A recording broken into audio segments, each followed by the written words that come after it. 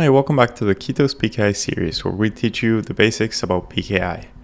In this one, we're going to look at the best practice of PKI. I've seen so many posts on Reddit of people just being like, hey, I just created my certificate authorities and we're just running them, and they're running either in like a shared server or in their dev machine, and that's not the best practices. So in here, we're going to show some of the basics of how to keep your PKI safe. The first one is keep your root offline. Your root certificate authority is basically the keys to the kingdom. If that gets compromised or lost, you are in trouble. So make sure it's secure. I've heard of stories of companies just keeping it in a laptop somewhere and then that laptop disappears. Make sure it's secure in a secure location and it's offline. Then use HSMs to protect your private keys. So HSMs are hardware security modules, and they're basically tamper-proof compute units that will protect your private keys. So even if your certificate authority gets hacked, your private key is actually secure and there is no way of the attackers to steal the private key. And if you don't want to manage that,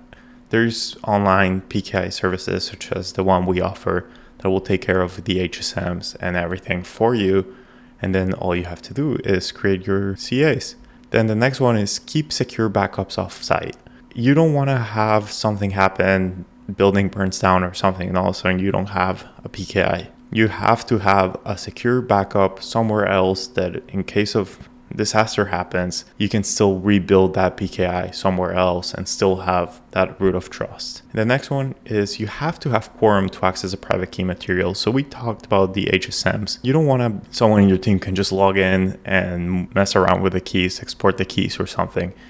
There is something called Quorum cards that come with the HSMs that actually allow you to have, like, let's say at least 3 cards have to be present. So you can keep the cards in different places and then ensure that at least two or 3 team members are actually present when you're doing any key material operations. And then the last one is have geo-redundant issuing CAs. So we talked a little bit about the keeping secure offsites in case something happens. It's the same with issuing CAs. Issuing CAs are usually continuously issuing certificates, and nowadays we see organizations issuing 50,000, 100,000 certificates. So you're talking about almost 1,000 certificates a day. If something happens, power goes out, that server goes down, all of a sudden you cannot issue certificates. So having a geo-redundant secondary certificate authority can actually save you from having an outage. So those are the PKI best practices. Thank you for watching, and we'll see you in the next one.